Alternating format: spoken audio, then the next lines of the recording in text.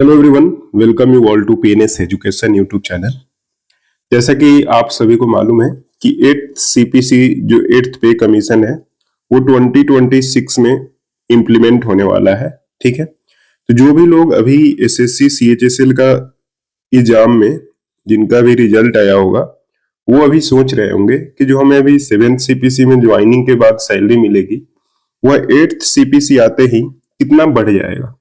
तो इसी डाउट को, इसी प्रॉब्लम को इस वीडियो में सॉल्यूशन आपको मिलने वाला है कि आपका जब 8th पे कमीशन आ जाएगा तो जो सीएचएसएल का पोस्ट है जैसे कि एलडीसी है, जेएसए है और डेटा एंट्री ऑपरेटर का पोस्ट है, इसकी सैलरी कितनी बढ़ेगी पूरी डिटेल में XYZ सिटी में क्या होगा उसके बारे में इस वीडियो में बात करेंगे। ठीक है, सबसे पहले मैं बता दूं दोस्तों, मेरा नाम है विकास गुप्ता, मैं जीएसटी में इंस्पेक्टर हूं। अगर आप चैनल पर नए हैं तो चैनल को सब्सक्राइब कर लीजिए। ठीक है, और वीडियो को अंत तक देखिए ताकि आपको पूरा इन्फॉर्मेशन मिल सके।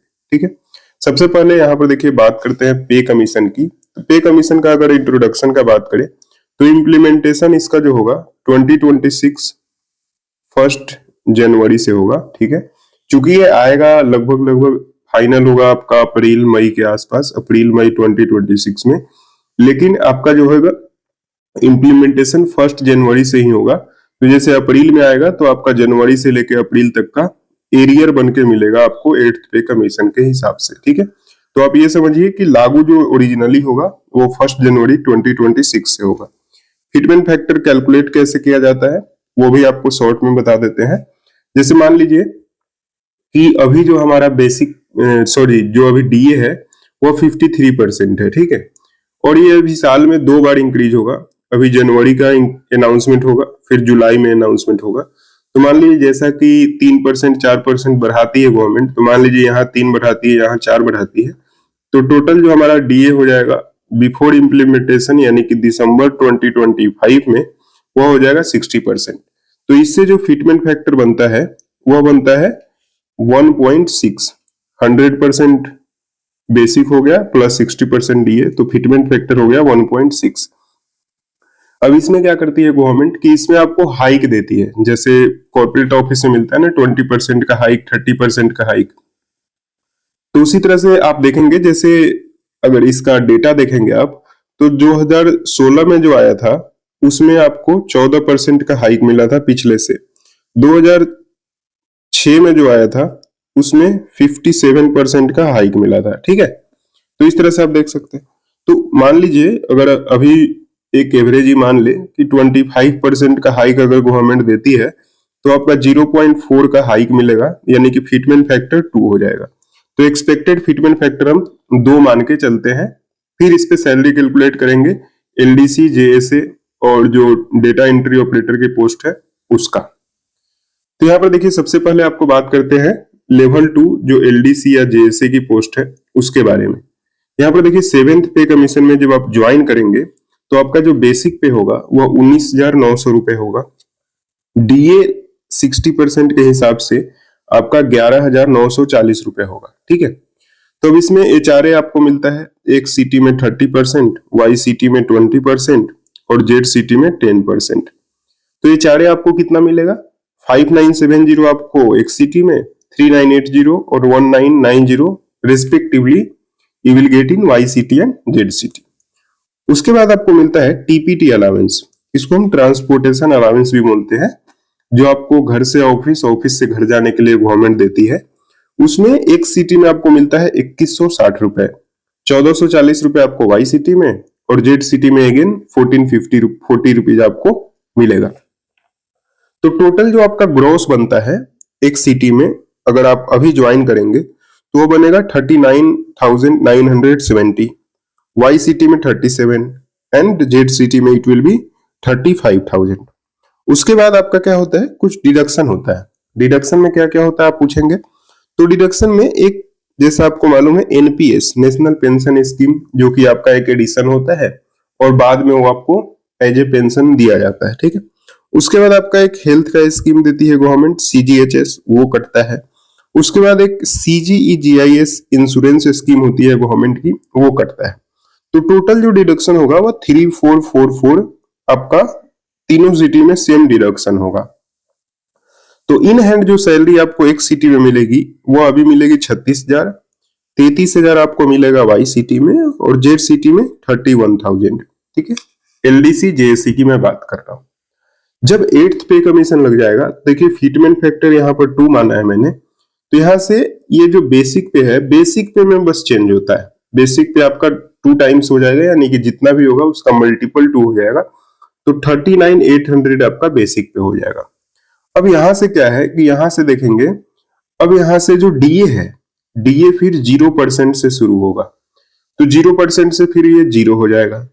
फिर यहां पर देखेंगे एक सिटी में आपको अगर सेम माने 30%, 20% और 10% मिलता है, तो 11,940 रुपए एचआरए आपका हो जाएगा 7960 वाई सिटी में और 3980 जेड सिटी में।